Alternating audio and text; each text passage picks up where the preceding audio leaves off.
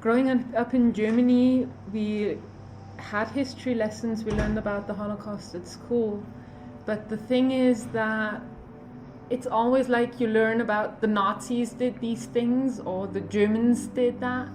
And the connection that is really missing is that no one ever tells you that these Nazis were our grandfathers.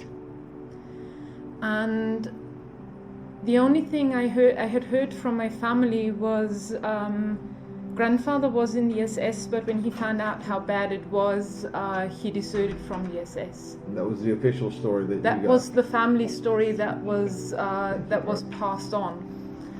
And when we as a church started to go into this topic and we started to talk to each other and was like, well, what do you know about your family? What have they done? Many of us had stories like that of grandfather was not in the war, grandfather was just a cook, grandfather was just an electrician, things like that. And when you hear lots of those stories, you suddenly come up with the question, well, who did the atrocities then? If none of our grandfathers was it? And so we started to go to the official records, we started to go to the archives, and in one of the archives I found military documents about my grandfather. And yes, he was part of the SS, but not just that, he was part of an elite unit inside the SS that's called Leibstandarte Adolf Hitler. So the literal translation is the personal guard of Adolf Hitler. So your grandfather was the personal guard of Adolf Hitler? One of those, so it was a whole SS unit and he was part of those. And the military records stated clearly that he had been in the Ukraine and he had been in one of the major battles in Russia. Now, do the records tell you whether he was in Eisenstaedt's group or what? I don't have historical proof of what he did there. I only know the units that he had been part of and these two battles that he was part of. But then when I had found out that he had been in the Ukraine, I started reading books about the Holocaust in the Ukraine, and all the things you read are like everyone who was there must have known what was going on or must have been part of it, because there were no extermination camps in the Ukraine. They drove the Jews into the woods, city by city, village by village. The Jews had to dig their own graves and trenches. They were shot person by person. And there's eyewitness reports that 2 days later the ground still moved because people tried to crawl out of these trenches again.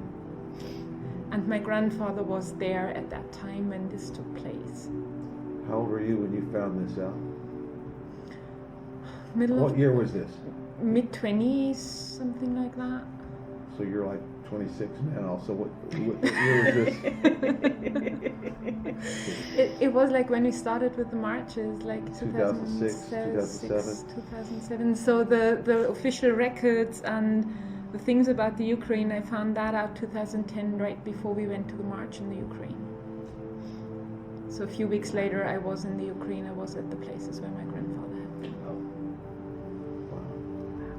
Yeah, I remember that we were in Babi Yar, and I went to Zhytomyr, but we were spread out to 18 different cities around them. Were you in Zhytomyr? No. Where did you go?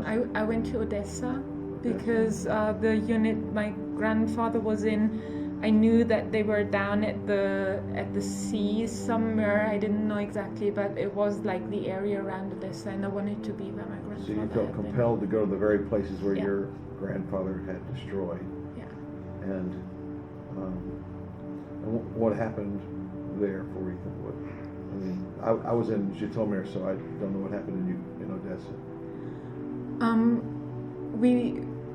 We came together with a group of believers there. We came together with Holocaust survivors. They have a small private museum in Odessa. What the Germans together with the Ukrainians did there was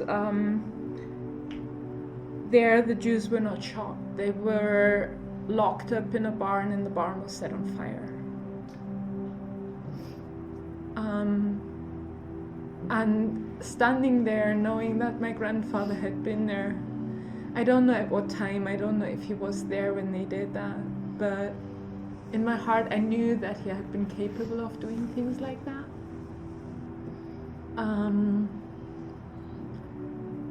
So for me, it was one of the first times when I really shared my story, and I told the people I'm exactly at the place where my grandfather had been 70 years ago.